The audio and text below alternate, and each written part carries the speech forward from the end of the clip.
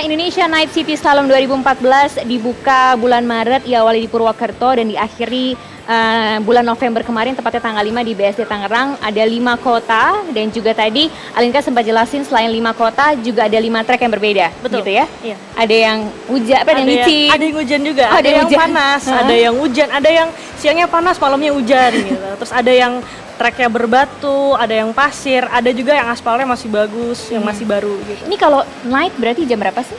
Kalau sebenarnya kita start dari pagi, itu ada kelas penyisihan dulu dari jam 9 pagi sampai jam 5 sore. Tapi untuk kelas final ya, final hitnya itu ada dari jam 7 sampai malam. Makanya namanya Indonesian Night City Slalom. Nah, di antara semua trek atau lintasan itu mana yang Alinka rasa menantang? Semuanya menantang karena di situ kita mengasah itu lagi skill masing-masing pembalapnya sendiri. Tapi kalau juara berarti ada yang bisa di-share dong ke pemirsa apa sih? Iya, kalau untuk itu biasanya untuk mengatasi perbedaan trek di masing-masing kota, kami dari TTI, Toyota Team Indonesia, menggunakan ban dari JIT Radial, yaitu Camiro SX2. Jadi itu ban ini untuk dipakai segala medan, pokoknya bisa deh gitu. Berarti saya harus ke Pak Leonard nih. Apa maksudnya ban ini? Karena saya kalau yang bukan pembalap nggak ngerti nih apa kelebihannya ban ini dibandingkan yang lain. Untuk ban ini kita memang rancang untuk extreme high performance. Jadi untuk slalom, sebenarnya khususnya untuk slalom dan untuk drifting.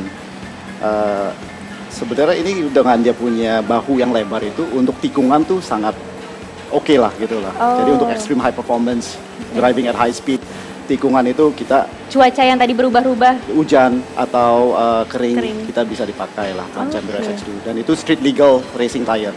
Oke. Jadi kita rancang memang untuk street legal juga. Jadi bukan untuk khusus balap, tapi street legal. Jadi saya pakai di jalanan juga bisa gitu ya Pak Leo? Ya, Wow. harus dicoba. Oh, Saya sudah membuktikan di sini sebagai pembalap. Sudah membuktikan. Dengan ban JIT Radial ini saya sudah memenangi banyak event. Nah, Pak Mehmet, Alinka tergabung di Toyota Team Indonesia dan Toyota Team Indonesia sendiri memenangi beberapa kejuaraan. Kalau tadi saya tanya Alinka secara pribadi apa sih kelebihannya sehingga Alinka bisa menang? Kalau dari tim sendiri apa kesulitannya atau apa sebetulnya? Oke. Dari basic ya, sebetulnya kami punya kendaraan untuk slalom yang kompetitif. Contoh, untuk standar itu kami pakai Etios, walaupun 1200, kami bisa bersaing dengan kelas di atasnya. Wow. Untuk kelas modifikasi, kami pakai Yaris. Oke. Dan Yaris sementara unggul lah di kelas modifikasi gitu. Dan kami punya pembalap yang dipilih, punya kualitas, dan tim mekanik lah umumnya, yang solid membantu memaksimalkan kendaraan tersebut. Nanti saya pengen lihat juga seperti apa kendaraannya Pak. Yang Pak Mehmet nanti yang tunjukin ke saya ya. Oke. Alinka, kalau kemudian tadi kan saya sebelum jeda juga sudah bertanya-tanya sebetulnya dan juga melemparkan pertanyaan kepada pemirsa. Alinka tahun 2008 pertama kali ikut kejuaraan, juara dan itu konsisten menang terus sampai kemudian di tahun ini. Tapi kalau kita flashback lagi ke belakang, kenapa sih mau jadi peslalom? Kan jadi model juga bisa, Alinka cantik loh. Nah itu dia mungkin nggak bakal jadi model pesawat aja deh gitu. Nggak, jadi awalnya itu kebetulan orang tua papi itu pembalap. Terus sebelum aku jadi pembalap, sepupu-sepupu, kakak sepupu tuh semuanya cowok-cowok jadi pembalap. Oh, is in the blood berarti. Iya, mungkin ya. Jadi dari kecil kalau weekend tuh diajaknya nonton balap. Akhirnya pas pertama kali belajar mobil, dikasihnya mobil balap, ya udah mungkin diarahin secara halus gitu sama orang tua. Oke. Nah, ternyata banyak juga slalom wanita ya selain Banyak Alinka di ya. kota-kota lain tuh banyak selain di Jakarta. Tapi masih lebih sedikit dibandingkan yang laki-laki, betul? Iya, pastinya masih lebih sedikit. Oke.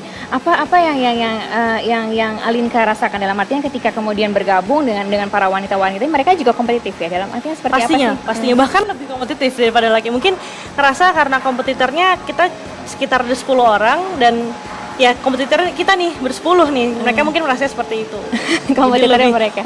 Lebih apa ya? Mungkin cewek juga lebih perasa kan, jadi kita lebih ada itunya deh, ada sensinya. Oke, Pak Leo, saya pengen tanya, kalau kemudian ini kan mensponsori untuk yang Night City Slalom 2014, tapi sebelumnya JIT Radial itu apakah hanya slalom saja atau sebenarnya motorsport juga ada beberapa yang disponsori? Dari JIT Radial kita sponsorship untuk kegiatan-kegiatan motorsport di Indonesia cukup banyak ya. Jadi yang dipromotori dari SMN ini kami sponsor off-road, slalom. Dan di luar SMN kami ada sponsori touring sama drifting event. Jadi itu, dan ya kami terima kasih banyak lah sama teman-teman sudah percaya dengan produk GT Radial ya. Pak Mehmet sendiri kalau kemudian melihat tadi evaluasi dari 5 kota, kemudian juga hasilnya sangat amat menggembirakan untuk Toyota Team Indonesia. Apa sih sebetulnya ingin dilakukan lebih dari Toyota Team Indonesia? Sebetulnya kalau dari hasil yang kami capai udah cukup ya. Kami bisa memperkenalkan produk Toyota, itu kan tugas. Dengan hasil yang maksimal. Hasil yang maksimal, ya apalagi lah, image tim lah, kalau yang tidak soliditas dari tim. Nah, menjaga itu seperti apa, Pak?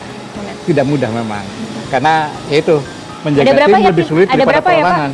Anggotanya ada berapa ya? Kalau sekali event itu sekitar 15. 15, menjaga 15 kepala tuh nggak mudah loh Pak Mehmet, seperti apa? Memang tidak mudah, namun kalau terjadi itu ya yang bangga kan saya.